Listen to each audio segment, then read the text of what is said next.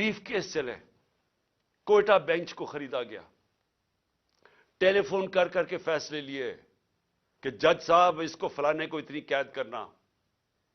आदत पड़ी हुई है इनको कि अपने जजेस अपनी जुडिशरी को कंट्रोल करें, कोई इंसाफ इस मुल्क में ना आने दें, क्योंकि जो ताकतवर मुजरिम होता है वो हमेशा अपने आप को कानून से ऊपर रखना चाहता है। मार्शल लॉ लगता था, कानून खत्म, इंसाफ खत्म।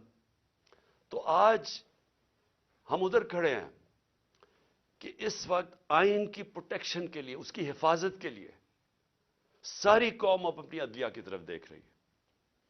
और जो दूसरी तरफ है, सारा जो टोला जमा हुआ है स्टेटस को का, माफियाज, जिन्होंने इस मुल्क को 30 साल से चोरी करके लूटा, पैसा बाहर भिजवाया, और उनका एक मकसद है किसी तरह वो पैसा बच जाए, कोई ऐसी चीज ना हो जाए कि उनका पैसा खतरे में आ जाए जो इतनी मेहनत से उन्होंने चोरी किया। पहले जनरल मुशर्रफ ने एनआरओ दिया इनको, सारे जो दो पाकिस्तान का पैसा था, सारे माल का यहां से चोरी होकर पैसा गया था, सारे माल खरीदा। स्विट्जरलैंड में $60 मिलियन पड़े हुए थे, एक एनआरओ दे के उनको माफ कर दिया। उधर से हुदैबा पेपर मिल 90 की दिहाई में 1 अरब रुपए की करप्शन, मनी लॉन्ड्रिंग की हुई थी शरीफ खानदान ने, उसके ऊपर उसको रोक दिया डील करके। कोई हुक्म, कोई जनरल मुशर्रफ या किसी जनरल को इख्तियार ही नहीं दिया हुआ, कोई आइन इख्तियार नहीं देता कि आप कौम का पैसा, करप्शन कौम का पैसा होता है, घर में चोरी होती है तो मेरा पैसा है, मैं माफ कर दूं, लेकिन कौम की चोरी का पैसा कोई माफ नहीं कर सकता। लेकिन यहां हुआ, वही साहिब इक्तदार, वही माफियाज कानून के ऊपर आ गए, और मेरे सारे 3 साल लगे रहे कि जी हमें एनआरओ दो, जब वो ब्लैकमेल करेंगे जी एनआरओ दो, और बदकिस्मती से इनको एनआरओ मिला। जनरल बाजवा ने इनको एनआरओ दिया, और अब इनको मुश्किल पड़ी हुई है कि किसी ना किसी तरह इस एनआरओ को अब बचाया जाए। और इनको खतरा सिर्फ एक आदमी से है, और उसकी पार्टी से, इमरान खान और तहरीक इंसाफ से। सो सारी कोशिशें हो रही हैं कि किसी तरह इमरान खान इक्तदार में ना आ जाए, और अगर वो आ गया तो इनका एनआरओ खतरे में आ जाएगा। अपनी जात को बचाने के लिए मुल्क को तबाही की तरफ लेके जा रहे हैं, सिर्फ और सिर्फ जाती मफादात के लिए। ये जो सारा टोला खड़ा हुआ है और इनके पीछे जो लोग हैं, वो सिर्फ जात के लिए इस मुल्क को आज इधर लाके उन्होंने खड़ा कर दिया। और वो मैं बताऊंगा कि हम खड़े किधर हैं आज। मुझे अफसोस से कहना पड़ता है कि हमें पता था ये होना है, ये सारों को नजर आ रहा था कि ये आएंगे, इनका कोई मकसद पाकिस्तान की बेहतरी नहीं है। नहीं तो 30 साल इन दोनों खानदानों ने बारियां ली हैं, पाकिस्तान तो बांग्लादेश के भी पीछे चला गया, तो अब इन्होंने कैसे ठीक करना था। तो सबको पता था ये क्यों आ रहे हैं, और इनको ऊपर जब मुसल्लत किया गया, और उसके ऊपर मैं बाद में आता हूं। तो मैं आज पहले तो अपनी अदलिया को अपनी कौम की तरफ से खराज तहसीन पेश करता हूं कि हमारी सारी उम्मीदें अब पाकिस्तान की अदलिया से, बदकिस्मती से माजी में हमारी जो अदलिया का रोल रहा है, मुझे अफसोस से कहना पड़ता है कि वो ताकतवर के साथ खड़ी हो जाती थी। उन्होंने कमजोर का साथ नहीं दिया। उन्होंने हमेशा वो जो नजरिया ज़रूरत, डॉक्ट्रिन ऑफ नेसेसिटी, उसके तहत उन्होंने बदकिस्मती से हमारी जमहूरियत को भी नुकसान पहुंचाया। कि जिधर रूल ऑफ लॉ नहीं है, जिधर कानून की हुक्मरानी नहीं है, वहां जमहूरियत नहीं है। कोई ये ना समझे कि जिधर जंगल का कानून है वहां जमहूरियत आएगी, हो ही नहीं सकता। इलेक्शन तो सारी दुनिया में होते हैं, कौन से डिक्टेटर ने इलेक्शन करवाए, कौन सी डेवलपिंग दुनिया में इलेक्शंस नहीं हुए, लेकिन जमहूरियत नहीं है वहां। क्योंकि जमहूरियत तो आती तब है जब रूल ऑफ लॉ हो, और रूल ऑफ लॉ आने ही नहीं दिया यहां। मार्शल लॉ लगता था, वैसे ही डॉक्ट्रिन ऑफ नेसेसिटी, नजरिया जरूरत आ जाती थी। और नहीं तो जब ये दो जमातें आई हैं, इन्होंने अपने आप को कानून के ऊपर रखना था, तो इन्होंने भी कहा عدلیہ کے نظام کو چینج کیا، جو ڈنڈے مار کے چیف جسٹس سجاد علی شاہ کو اس کے اٹیک کیا سپریم کورٹ کو، وہ ایک جمہوری حکومت نے کیا تھا، مارشل لاء نے نہیں کیا۔ ان کو اتنا خوف تھا آزاد عدلیہ سے، کیونکہ یہ جب چوری کرتے ہیں تو یہ دیکھ ہی نہیں سکتے کہ اس ملک کی عدلیہ آزاد ہو جائے، کیونکہ چوری پکڑی جائے گی، اور وہی سجاد علی شاہ کر رہے تھے، جسٹس سجاد علی شاہ، اور انہوں نے اس کو اٹیک کر کے ہٹایا گیا، ججز خریدے، بغاوت کروائی سپریم کورٹ میں صرف اپنی چوری بچانے کے لیے۔ اور آج بھی ہم وہاں کھڑے ہیں کہ یہ پورا ہماری عدلیہ کے اوپر زور لگا رہے ہیں، ہر قسم کا اب یہ بلیک میل کریں گے، ہر قسم کی ان کی ایک ہی کوشش ہوگی کہ پاکستان کی عدلیہ پھر ان طاقتور کا، ان چوروں کا ساتھ دے، اور اس کے لیے بلیک میل کر رہے ہیں، اور ہر قسم کی، میں اپنی قوم کو کہنا چاہتا ہوں تیاری کریں آپ، انہوں نے ہر قسم کا پریشر ڈالنا ہے عدلیہ پہ، جو انہوں نے ماضی میں کیا، اور انہوں نے ہر قسم کی کوشش کرنی ہے کہ پاکستان کا آئین جو واضح طریقے سے کہتا ہے کہ 90 دن کے آگے الیکشن نہیں جا سکتی، 90 دن کے بعد یہ دو کیئر ٹیکر گورنمنٹس، ان کے اوپر وائلیشن ہوگی آئین کی، ان کے اوپر یہ بالکل ان کا جو 900 کے ایک دن کے بعد، 90 کے ایک دن کے بعد، 90 دنوں کے بعد، ایک دن کے بعد یہ حکومتیں غیر آئینی ہو جائیں گی۔ ان کے کوئی آرڈرز نہیں سننے چاہیے کسی بھی بیوروکریٹس کو، کسی پولیس والے کو، کیونکہ قانون ان کو، آئین ان کو اجازت نہیں دیتا۔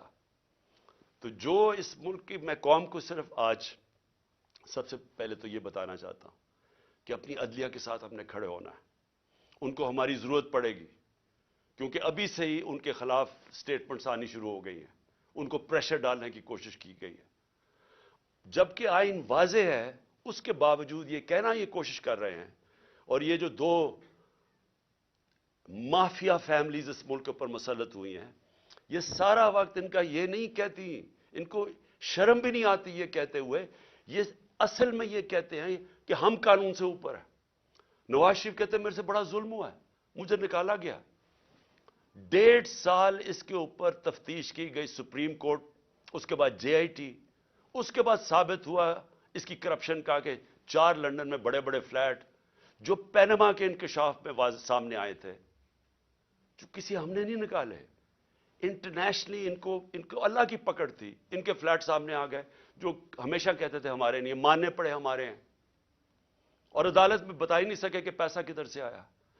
تو اس کے بعد جب عدالت نے ان کے خلاف فیصلہ کیا تو یہ نہیں کہ ابھی تک ثابت نہیں کر سکے کہ کدھر سے منی ٹریل گئی اس ملک سے پیسہ یہ فلیٹ خریدنے کو، ایک ڈاکیومنٹ نہیں دے سکے ثابت کرنے کے لیے، لیکن وہ کہہ یہ رہے ہیں کہ جرت کیسے پڑ گئی کسی کے ہمارے اوپر کیس کرنے کی، عدالتوں کو کیسے جرت پڑ گئی ہمارے خلاف فیصلہ کرنے کی، یہ اصل میں یہ کہہ رہے ہیں، اور ابھی بھی یہ کوششیں کریں گے، کیونکہ الیکشن سے یہ ڈرے ہوئے ہیں، عوام سے ڈرتے ہیں۔ پہلے کہتے جی ووٹ کو عزت دو، بڑی کیمپین کی ووٹ کو عزت کو، ہم جب پاور میں تھے الیکشنز کرواؤ، 3.5 سال میں سنتا رہا جی الیکشنز کرواؤ، اور اب الیکشن سے بھاگ رہے ہیں، کیونکہ یہ تب الیکشنز کروائیں گے، سب سے پہلے عمران خان کو ڈسکوالیفائی کرو، عمران خان کو جیل میں ڈالو، یہ نواز شریف کی شرائط ہیں، اس کو وہ لیول پلینگ فیلڈ کہتا ہے، خود پکڑا گیا ہے اربوں روپے کے وہاں پراپرٹیز میں بیٹھا ہوا ہے، ثابت نہیں کر سکتا، عدالتوں سے، جیل سے باہر بھاگا ہوا ہے، جھوٹ کے اوپر، یہ شہباز شریف نے جعلی ایفیڈیوٹ دیا ہوا ہے لاہور ہائی کورٹ کو، کوئی شرم نہیں ہے اس کی، لیکن عمران خان کو جیل میں ڈالو، ڈسکوالیفائی کرو، تحریک انصاف کے لوگوں کو پکڑ دھکڑ کرو، شرمناک رول ہے اس ملک کی الیکشن کمیشن کا، میں نے کبھی اس طرح کی بے شرم الیکشن کمیشن نہیں دیکھی، ہر فیصلہ کرتی ہے یہ نواز شریف سے حکم لے کے، ہر فیصلہ کرتی ہے ہینڈلر جو پیچھے کہتے ہیں، دو جو کیئر ٹیکر گورنمنٹس بنائی ہیں انہوں نے، ہم نے اتنے نام بھی ویسے دیے جو کہ غیر جانبدار تھے، انہوں نے جان کے ان لوگوں کو اوپر بٹھایا ہے جو یہ لاہور کا چیف منسٹر بنایا ہے، اس کو بالکل جو سب سے بڑا دشمن تھا تحریک انصاف کو، اس کو اوپر بٹھا دیا، جیسے آفیسرز پوائنٹ کر رہے ہیں، جو یہ یہ جو پولیس والوں کو رکھا گیا جنہوں نے ہمارے پر تشدد کیا ان سب کو اوپر بٹھا دیا تو ہمارے اوپر کیسز کرو, پارٹی کو توڑو. جب یہ سمجھیں گے کہ یہ بالکل گراؤنڈ تیار ہو گئی ہے ان کے لیے, تب یہ چاہتے ہیں الیکشن کرواؤ, اس لیے بھاگ رہے ہیں الیکشن سے. اور میں ویسے ان کو کہتا ہوں کہ جتنی بھی دیر آپ کر لیں رزلٹ وہی نکلنا ہے, جتنی دھاندلی کر لیں رزلٹ وہی نکلنا ہے. لیکن ملک تباہ ہو رہا ہے. ہماری ساری کوشش یہ تھی کہ الیکشنز ابھی اس لیے ہم کروانا چاہتے تھے کہ الیکشن ایک ہی طریقہ اس دلدل میں جو ملک پھنسا دیا اسے نکلنے کا, اور تو دوسرا راستہ ہی کوئی نہیں ہے. تو ہم اپنے ملک کے لیے اپنی 2 گورنمنٹس ڈیزالو کرتے ہیں اپنے ملک کی خاطر کہ کسی طرح ہم جو یہ ادھر پہنچا دیا انہوں نے پاکستان کو کہ اس ملک کی 75 سالہ تاریخ کے اندر کبھی ملک کے یہ حالات نہیں تھے جو آج ہیں. کسی سے پوچھیں یا چھوڑیں کہ میں عمران خان کیا کہہ رہا ہے, میں چاہتا ہوں کہ کسی اکانومسٹ سے پوچھ لیں, کوئی غیر جانبدار لوگ ایکسپرٹس ہوں پالیٹکس کے اکنامکس کے, ان سے تو پوچھیں کہ کبھی پاکستان کے یہ حالات تھے. اور کوئی آگے روشنی بھی نہیں نظر آ رہی. جتنی دیر یہ بیٹھے رہیں گے یہ اور ہم ڈوبتے جا رہے ہیں. میرے پاس اعداد و شمار ہیں, میں یہ پھر سے اپنی قوم کو بتانا چاہتا ہوں کہ یہ جو حالات آج ہیں کیسے اس ملک کا تنخواہ دار طبقہ اب گزارا کرے گا. اور ابھی شروعات ہیں, ابھی جو آئی ایم ایف کے ساتھ انہوں نے طے کیے کنڈیشنز, اس کے بعد جو اب لہر آنے لگی ہے مہنگائی کی, کیسے, میں تو ابھی بتاؤں گا جو آج حالات ہیں, ابھی مزید جو آگے ہوں گے وہ کیسے وہ برداشت کریں گے وہ لوگ. تو میں سب سے پہلے دوسری بات جو آج میں کرنا چاہتا تھا, ہمارے پرانے آرمی چیف انہوں نے ایک صحافی کو ایک انٹرویو دیا اور اس نے پھر کالم بھی لکھی. اس میں اس نے 2-3 چیزیں ایسے کہیں تو میں صرف ان کے اوپر بات کرنا چاہتا ہوں کہ اگر ہمارے ملک نے اب اس دلدل سے نکلنا ہے تو پاکستان کو ایسے ہمیں چلانا پڑے گا جو اب تک ہم نہیں چلا پا رہے. اور اس کے لیے سب سے پہلی چیز ہوگی رول آف لا. جب تک ہم سب کو قانون کے نیچے نہیں رکھتے, جب تک آئین کے دائرے میں رہ کے ادارے اور لوگ کام نہیں کرتے, اس سے اب ہم نہیں نکل سکتے. میں پھر سے کہہ رہا ہوں, ایک ہے نعمتوں کا راستہ, وہ بالکل مختلف ہے, ایک ہے تباہی کا راستہ, اس طرف ہم نکلے ہوئے ہیں. تو یہ جو آرمی چیف نے, ایکس آرمی چیف نے باتیں کی, سب سے پہلے تو مجھے حیرت ہوئی کہ اس نے کہا جی عمران خان ملک کو تباہی کی طرف لے کے جا رہا تھا. میں نے عمران خان سے ملک کو بچانا تھا تو تسلیم کر لیا کہ اس نے فیصلہ کیا تھا گورنمنٹ گرانے کا, جو میں اور ساری قوم کو ویسے ہی پتہ ہے. لوگوں کو تو اب سوشل میڈیا کا زمانہ ہے, وہ آخری رات جس دن وہ میں نے کہا تھا کہ کوئی رہ تو نہیں گیا, تو اس دن رات کو تو سب قوم کو پتہ چل گیا تھا کہ کون تھا پیچھے اس کے. وہ ارشد شریف شہید نے بڑی زبردست بات کی, وہ کون تھا, تو سب کو پتا تھا وہ کون تھا. لیکن یہ نہیں میں سوچ رہا تھا کہ وہ تسلیم ہی کر جائے گا کہ وہ میں تھا. اور اس نے کہا کہ بڑے برے حالات تھے پاکستان کے اور تباہی کی طرف جا رہا تھا. تو پہلے تو اس نے اکانومی کی طرف کہا, پھر اس نے فورن پالیسی کی طرف کہا کہ امریکہ بڑا ناراض تھا, امریکہ خوش نہیں تھا عمران خان سے, اور فورن پالیسی کا بھی وہ ایکسپرٹ تھا. پھر اس نے سیاست کی بھی کوئی باتیں کی, بڑا لمبی بات چیت کی. پھر وہ شوکت ترین کے اوپر کہہ دیا کہ اس نے اکانومی تباہ کر دی.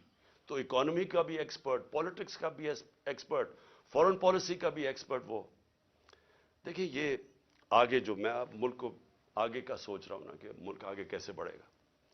دیکھیں یہ ایک آدمی کے پاس جب اتنی زیادہ پاور آ جاتی ہے,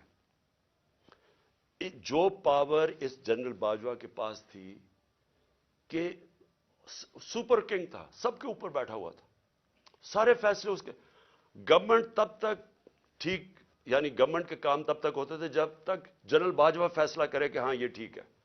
لیکن اگر میں عمران خان کہہ رہے کہ اس ملک میں احتساب ہونا چاہیے, جو 30 سال سے ملک کو چوری کر رہے تھے, جن کے پرانے کیسز بنے ہوئے ہیں, سوائے شہباز شریف کے 2 TT کیس اور وہ جو اس کا FIA میں مقصود چپڑاسی والا کیس تھا 16 ارب کا اور TT کا 8 ارب جو اوپن اینڈ شٹ کیسز تھے، ان کے علاوہ تو سارے پرانے کیسز تھے. لیکن جب باجوہ صاحب نے فیصلہ کر لیا کہ احتساب نہیں ہوگا تو احتساب نہیں ہو سکتا، کیونکہ اس نے اس میں تسلیم بھی کر دیا کہ نیب کو بھی وہ کنٹرول کرتے تھے.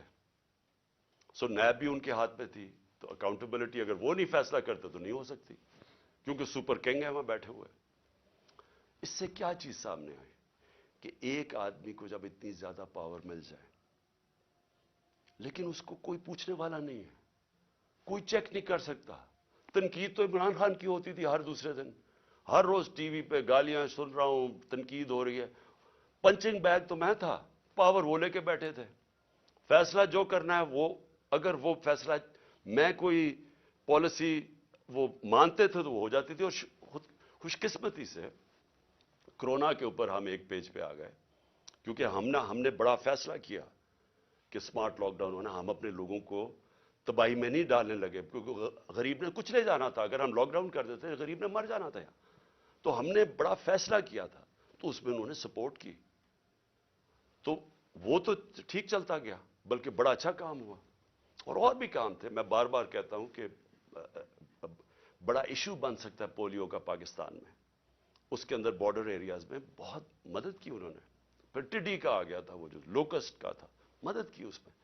لیکن جدھر فیصلہ کیا کہ احتساب نہیں ہونا، اور ان کے فیورٹ شہباز شریف تھا، آپ شہباز شریف کو کچھ نہیں کر سکتے تھے. اس کا جج کبھی آ جاتا تھا، ہم بھی حیران کہ کبھی آج جج بینچ ٹوٹ گیا تو پر کچھ ہو گیا ہے، پھر شہباز کی کمر ٹھیک نہیں ہے. اوپن اینڈ شٹ کیس ہم نہیں پکڑ سکے، اور اس کو فیصلہ کیا ہوا تھا کہ پرائم منسٹر بنانا، اور فیصلہ کافی پہلے کا ہو گیا تھا. کہنے کا میرا مقصد یہ ہے کہ آج جدھر پاکستان کھڑا ہے، ذمہ دار تو وہ آدمی ہے جس نے یہ فیصلہ کیا کہ اب گورنمنٹ گرانی ہے، کہ عمران بڑا خطرناک ہے. لیکن قوم آج سارا اس فیصلے کی، قوم جو تباہی ہوئی ہے ملک کے اندر، اب قوم اس کا بوجھ برداشت کر سکتی ہے. تو کوئی پوچھنے والا نہیں ہے، کوئی انکوائری نہیں ہوگی کہ اس نے کس طرح فیصلہ کیا. ہر دنیا کے اندر جب بھی کوئی ذمہ داری لیتا ہے، اسی کے پاس اتھارٹی ہوتی ہے اور اسی سے پوچھا جاتا ہے، وہ آنسربل ہوتا ہے. لیکن یہ آدمی آنسربل ہی نہیں کسی کا، جو مرضی. فیصلہ ٹھیک ہو گیا تو کریڈٹ لے لیا، میں نے یہ کر دیا. جب غلط ہوا تو ذمہ دار عمران خان تھا. اور آج کون ذمہ دار ہے؟ میرا سوال یہ ہے کہ چلتی ہوئی اکانومی کو جو آج اس نے یہاں پہنچایا ہے، اس کا کون ذمہ دار ہے؟ یہ کہتے ہیں نا جی کہ بڑے برے حالات تھے. میں آپ کو IMF فروری 2022 میں، آج سے 1 سال پہلے، پاکستان کی اکانومی کے اوپر وہ کامنٹ کرتے ہیں، سمری بناتے ہیں، ایگزیکٹو سمری. وہ کیا کہتا ہے؟ 4 چیزیں کہتا ہے پاکستان کی. 1 سال پہلے، ہماری حکومت گرانے سے 1.5 مہینہ پہلے، وہ کہتا ہے کہ پاکستان کی اکانومی واز گروئنگ فاسٹ، تیزی سے ہماری دولت میں اضافہ ہو رہا تھا. سسٹینیبل، کہ یہ سسٹین کر سکتی تھی، یعنی یہ ایک ون آف نہیں ہے، یہ کوئی تکا نہیں لگا، یہ سسٹین کرنی تھی، یعنی اسی طرح چلتے رہنا تھا. اور اس میں وہ کیا کہتا ہے یہ بھی ذرا سنیں. وہ کہتا ہے کہ 7 سالوں کے اندر پاکستان کی جو مڈل کلاس میں اضافہ ہوگا، یعنی جو مڈل کلاس جن کے حالات بہتر ہوں گے، وہ 6 کروڑ لوگ اوپر جائیں گے، مڈل کلاس بنیں گے پاکستان کی. IMF کہہ رہا ہے. پھر کہتے ہیں انکلوسیو. انکلوسیو کا کیا مطلب ہے؟ کہ صرف امیر امیر نہیں ہو رہا. انہوں نے کہا کہ سارا آبادی اس کے اندر شامل تھی. غریبوں کے لیے ہیلتھ کارڈ. لانسٹ جو کہ دنیا کی لیڈنگ میڈیکل جرنل ہے، جو کہ ساری دنیا کے ٹاپ ڈاکٹرز وہ جرنل پڑھتے ہیں، جس کو لانسٹ کہتے ہیں. لانسٹ پاکستان کے ہیلتھ کارڈ کی تعریف کر رہا تھا، اور وہ تعریف اس لیے کر رہا تھا کہ پہلے تو یہ نچلے طبقے کو پہلی دفعہ ایک انشورنس ملی کہ غریب گھرانہ کسی بھی ہسپتال میں جا کے اپنا 10 لاکھ تک علاج کروا سکتا تھا. یہ انہوں نے لانسٹ لکھتا ہے کہ ہمارے سے بہت امیر ترین ملکوں کے پاس بھی یونیورسل ہیلتھ کوریج نہیں تھی جو پاکستان میں تھی. اور اس کا جو دوسرا کیا پہلو تھا کہ ہمارے جو پرائیویٹ سیکٹر ہے جو دیہاتوں میں نہیں جاتا, جو ہمارے گورنمنٹ ہاسپٹلز ہیں وہاں دیہاتوں میں ڈسٹرکٹ ہاسپٹلز خالی پڑے ہوتے ہیں, ڈاکٹرز نہیں جاتے, نرسز نہیں جاتے, وہاں سارے بیچارے ادھر سے اٹھ کے لوگ آ جاتے ہیں ڈویژنل ہیڈ کوارٹرز یا بڑے شہروں میں. تو پہلی دفعہ پرائیویٹ سیکٹر دیہاتوں میں جا رہا تھا, انہوں نے چھوٹے چھوٹے ہاسپٹلز بنانے شروع کر دیے ہیلتھ کارڈ کی وجہ سے. تو ایک ہیلتھ کوریج کا نیٹ ورک بن رہا تھا پاکستان میں, جو کہ انہوں نے آ کے ختم کیا. اور کیوں کیا؟ کیونکہ وہ مریم کی وہ آڈیو لیکس, اس میں وہ کہتی ہے کہ عمران خان کو فائدہ نہ ہو جائے. اپنے تو کھانسی بھی ہو اور وہ زکام بھی ہو تو باہر چلے جاتے ہیں سارا ٹبر علاج کروانے کے لیے. تھوڑی سی چیز وہ پتہ چلتا ہے جی اب پھر لندن پہنچ گئے علاج کروانے کے لیے. اور کوئی ایسا دو دنیا میں صرف ملک ہیں جو کہ مریم بی بی کا صرف علاج ہو سکتا تھا, وہاں اور کوئی دنیا میں ہو ہی نہیں سکتا تھا. لیکن عام آدمی کا کبھی سوچا کہ ایک غریب گھرانے کے اندر جب ایک بیماری آ جاتی ہے تو پتہ ہے کہ ان کے اوپر کیا گزرتی ہے؟ سارا خاندان غربت کی لکیر کے نیچے چلا جاتا ہے. یہ ساری ریسرچ شو کرتی ہے کہ ایک بڑی بیماری وہ لوگ جو غربت کی لکیر سے اوپر ہوتے ہیں, ایک بیماری ان کو نیچے لے جاتی ہے غربت کی لکیر سے. تو انہوں نے آ کے وہ ہیلتھ کارڈ ختم کیا جو کہ ہمارا, جب وہ کہتے ہیں نا سسٹین, جب انکلوسیو کا مطلب ہوتا ہے کہ وہ ساری قوم کو لے کے, جب ملک میں دولت میں اضافہ ہو رہا ہے تو لوگوں کو بھی ساتھ ہم لے کے چل رہے تھے. پھر احساس پروگرام, دنیا نے ایکنالج کیا پاکستان کا احساس پروگرام جو نچلے طبقے کے لیے تھا. اور یہ اسٹینفورڈ یونیورسٹی, امریکن یونیورسٹی کی ریسرچ ہے کہ پاکستان ایک فلاحی ریاست کی طرف جا رہا تھا احساس پروگرام کی وجہ سے. ورلڈ بینک سب نے تعریفیں کی پاکستان کے احساس پروگرام جو کہ انکلوسیو ریسورس تھی. تو یہ آئی ایم ایف کہہ رہا ہے کہ پہلے تیزی سے بڑھ رہی ہے, پھر سسٹینیبل ہے, یعنی یہ چلتی جائے گی. اور انہوں نے کہا کہ 6 کروڑ لوگ اس میں آ جائیں گے مڈل کلاس میں اوپر. پھر وہ کہتا ہے انکلوسیو ہے کہ وہ صرف ہم نے امیروں کا نہیں سوچا, نیچے سے بھی اٹھا رہے ہیں, جس میں کامیاب پاکستان بھی تھا, کامیاب جوان تھا نوکریاں دینے کے. اور جاب ریچ کہ ہم روزگار پیدا کر رہے ہیں, یعنی ہم نوکریاں دے رہے تھے, امپلائمنٹ بڑھ رہی تھی پاکستان میں. فیصل آباد جیسی جگہ میں جدھر ہم جب 2018 میں آئے تھے تو لوگ اپنی فیکٹریاں بیچ کے ان کو ہاؤسنگ اسٹیٹ بنا رہے تھے, وہاں فیکٹریاں بند ہو رہی تھی. ہمارے دور میں 2022 کے اندر ٹیکسٹائل سیکٹر کہہ رہا تھا کہ ہمارے پاس مزدور کم پڑ گئے, ہمیں باہر سے مزدور لانے پڑتے. اور آج جا کے ذرا فیصل آباد میں پوچھیں کہ حالات کیا بے روزگاری کے. تو میں اب اس کے بعد صرف 2-3 اور چیزیں کہنا چاہتا ہوں, اور میں یہ اس لیے کہنا چاہتا ہوں کہ یہ ملک کو بچا رہے تھے. جنرل باجوہ عمران خان کو ملک سے بچا رہے تھے, تباہی سے بچا رہے تھے. تو یہ ذرا تباہی کا ذرا میں صرف قوم کے سامنے رکھنا چاہتا ہوں کہ 10 مہینے کے اندر کیا ہوا ہے پاکستان میں. جو اس ملک کے اندر مہنگائی ہوئی ہے, انفلیشن ہوئی ہے. اگر آپ کے ایک نچلے طبقے کے خاندان کے پاس اگر 30,000 روپے ان کی آمدنی تھی, اگر 30,000 آمدنی تھی پچھلے سال کی اپریل میں, آج اس کی خریدنے کی کیپیسٹی کہ وہ کتنی چیزیں خرید سکتا ہے وہ رہ گئی ہے 20,000. اور لوگوں کی آمدنی سے 10,000, 30,000 میں 10,000 روپیہ غائب ہو گیا مہنگائی کی وجہ سے. اور وہ کیوں ہے میں ذرا پھر سے لوگوں کو بتانا چاہتا ہوں کہ وہ ملک کو جو بچایا جا رہا تھا عمران خان سے, وہ ذرا دیکھیں کہ بچا کے کیا کیا ملک کے ساتھ. اور ابھی آئی ایم ایف کی جو اگریمنٹ ہوئی ہے, یہ مہنگائی ابھی آنی ہے مزید, جو روپیہ گرا ہے اس کی اور مہنگائی آنی ہے. لیکن ابھی تک جو مہنگائی ہے میں صرف اپریل سے اب تک آپ کو بتا دوں. آٹا, بنیادی چیز جو ایک انسان استعمال کرتا ہے, عام آدمی, 1170 روپیہ تھا 20 kg آٹا ہمارے دور پہ, آج وہ چلا گیا 2400 پہ, دگنا ہو گیا.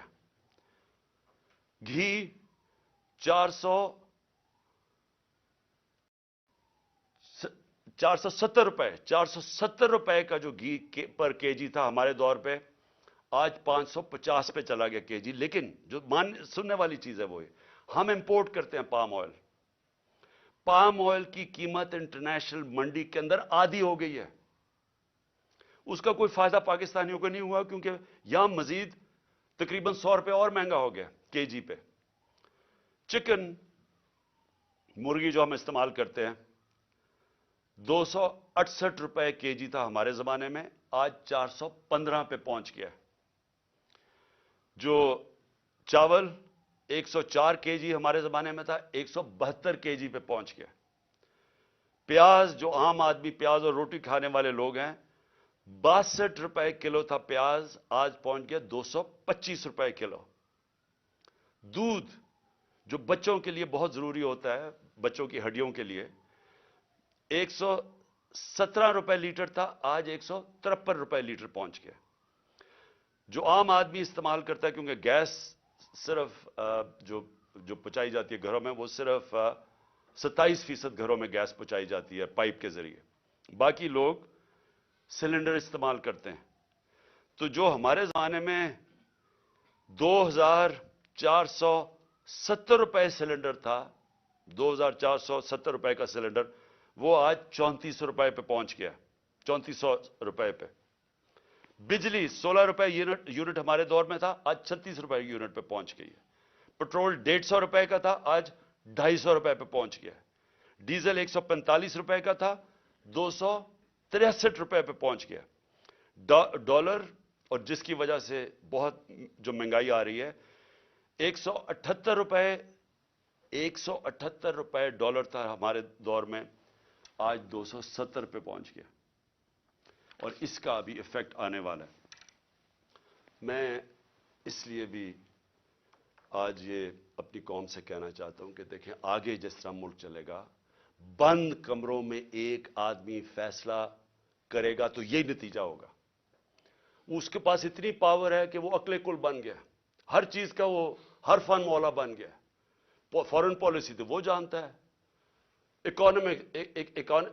इकोनॉमी वो समझता है, शौकत तरीन के ऊपर वो कमेंट कर सकता है कि जी वो शौकत तरीन ने ये किया तो वो किया। आपको पता क्या है इकोनॉमिक्स का? और आप बताएं ना कि अब ये जो इकोनॉमी पहुंची है, आप इसके कौन जिम्मेदार है? और फिर पॉलिटिकल सिचुएशन के ऊपर वो बात कर रहा है कि जी फलाने को चीफ मिनिस्टर हटा दो तो इसको लगा दो, जिसको लगा रहा है वो लैंड माफिया का हिस्सा है, उन्हें उसको लगा दो। वैसे सब कर रहा है, लेकिन जिम्मेदारी कोई नहीं है। जिम्मेदारी इमरान खान की है, जो कि पंचिंग बैग बना हुआ था। तो पहले तो पाकिस्तान ने जो आगे बढ़ना है, ये इसके ऊपर हमें सोचना पड़ेगा कि ऐसे मुल्क, पाकिस्तान या कोई और मुल्क ऐसे आगे नहीं चल सकता, और सारों को आइन के बीच में रह के चलना पड़ेगा। अगर हमने इस मुल्क को बचाना है इन हालात से, तो ये सिर्फ कोई इकोनॉमी का माहिर नहीं बचा सकता। ओवरऑल जो पॉलिटिकल इकोनॉमी कहते हैं, इस मुल्क की गवर्नेंस सिस्टम कैसे ठीक करनी है। सबसे बड़े जो हमारे पाकिस्तान को जो इस दलदल से निकाल सकते हैं, वो ओवरसीज पाकिस्तानी। अभी हमें बड़ा फख्र था, तुर्की में हम पढ़ रहे थे कि एक पाकिस्तानी ने $30 मिलियन दिए, जो बड़े मुश्किल इम्तिहान से हमारे तुर्क भाई गुजर रहे हैं जिधर से, जल्जले की वजह से। एक पाकिस्तानी ने $30 मिलियन दिए। तो सोच लें कि पाकिस्तानी जो बाहर बैठे हुए हैं, उनके पास किस तरह के वसाइल हैं। मैं कई ऐसे पाकिस्तानी जानता हूं। अगर हम मुल्क का यहां माहौल, गवर्नेंस ठीक कर लें, यहां रूल ऑफ लॉ ले आएं, उनको इत्मीनान हो जाए हमारे इंसाफ के निज़ाम पे, कॉन्ट्रैक्ट एनफोर्समेंट, कि अगर वो सरमायाकारी करते हैं तो वो उनका कोई कब्जा नहीं हो जाएगा, उनके घरों पे कब्जा, फ्लैटों पे कब्जा, जिस तरह के प्लॉट्स पे कब्जा होता है, वो इत्मीनान की जरूरत है। और जिस वक्त हमने अपना निज़ाम ठीक कर लिया, वो अपनी इन्वेस्टमेंट लेके आएंगे। इस वक्त सिर्फ रेमिटेंसेस हम लेके आए थे, सरमायाकारी वो नहीं करते पाकिस्तान में, वो दुबई चले जाते हैं, क्योंकि उनको वहां इत्मीनान है उनके सिस्टम पे। लेकिन पाकिस्तान से वो वहां नहीं करते, क्योंकि इत्मीनान नहीं है। और इत्मीनान इसलिए नहीं है कि एक आदमी फैसला करके गवर्नमेंट गिरा देता है, एकदम पॉलिसीज चेंज हो जाती हैं। जिस मुल्क में सर्टेनिटी नहीं है, पॉलिटिकल सर्टेनिटी नहीं है, वो कभी भी उस मुल्क में वो उस तरह की सरमायाकारी और खुशहाली नहीं आ सकती। तो हमने पाकिस्तान को जो निकालना है, उसमें हमने अपनी इकोनॉमी ठीक करने के लिए सबसे पहले अपना गवर्नेंस सिस्टम ठीक करना है, एक सर्टेनिटी लेके आनी है, एक प्रेडिक्टेबिलिटी जो अंग्रेजी में कहते हैं, यानी जो आज सरमायाकारी करे उसे पता तो चले कि मुल्क आगे 5 साल किस तरह जाएगा। उसके लिए सबसे पहला कदम साफ और शफाफ इलेक्शन है। जब तक हम साफ और शफाफ इलेक्शन नहीं करवाते, मुल्क के अंदर इस्तेकाम नहीं आता, जब तक पॉलिटिकल स्टेबिलिटी नहीं आती, इकोनॉमी स्टेबलाइज नहीं करती। और कोई मुझे आज बता दे कि इसके अलावा कोई हल है। इनके पैसे बाहर पड़े हैं, इनकी अरबों डॉलर बाहर पड़े हैं, इनको कोई फिक्र नहीं है कि अगर पाकिस्तान नीचे जाता है तो इनको कोई नुकसान नहीं होता, क्योंकि इनके डॉलर तो ऊपर जा रहे हैं रुपए के मुकाबले में, इनको कोई फर्क नहीं पड़ता।